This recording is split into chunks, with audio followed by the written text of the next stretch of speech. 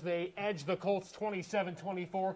John, it was a relatively boring game offensively in the first three quarters, and in the fourth quarter, my goodness, what an explosion of offense. Yeah, I mean, you could make a whole highlight package if you're in our business out of just the fourth quarter alone. Right. Really an exciting finish, and I think for Bills fans, they would say in typical Bills fashion, bringing you to the edge of your seat till the very end. It was amazing to watch that last drive. Indianapolis, they got moving at times, but just used way too much of the clock at the end there. Bills 27-24 winners. And now you look at it, Buffalo, first win since 95. They're advancing to the divisional round next week. And not only do you get a win today, you get to stay at home and play next week. Right, and you get a potential extra day off if you end up playing on Sunday, depending how that works. If we break down this fourth quarter, John, the Colts had 3 drives in the fourth quarter. 4 drives, rather. The one was a carryover from the third quarter. But 2 of the 3 drives, they took less than 2.5 minutes to score touchdowns. They had 2.5 minutes left in the final drive and just couldn't get the ball over the 45-yard line. It seemed like that Bills defense, which has been stringent, especially in that back, especially with Poyer back there, they needed to come up with a stop, and they did. Yeah, they came to the final stop, and especially, I mean, how pivotal after that review, again, close fumble. I'm not going to be the judge of it. It was a close play. We'll leave it at that.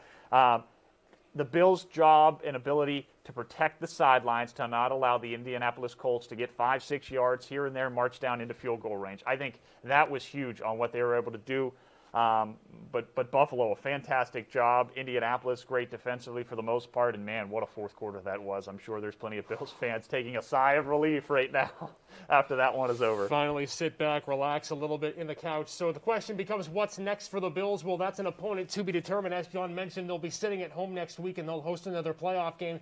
Really, they have 3 options. They have the Steelers, the Ravens, or the Titans, depending on what happens coming up this week. They can't play the Browns. The Browns are the lowest remaining seed, so if Cleveland were to win tomorrow night, they would go to Kansas City, and it would be a Ravens-Titans matchup. But for the Bills, again, you look forward, and the road's not getting any easier from here, so still some things you're going to have to iron out for next week. Yeah, certainly. I think offensively, at times, and again, this may have played into the health, you didn't see a lot of Cole Beasley and Stephon Diggs.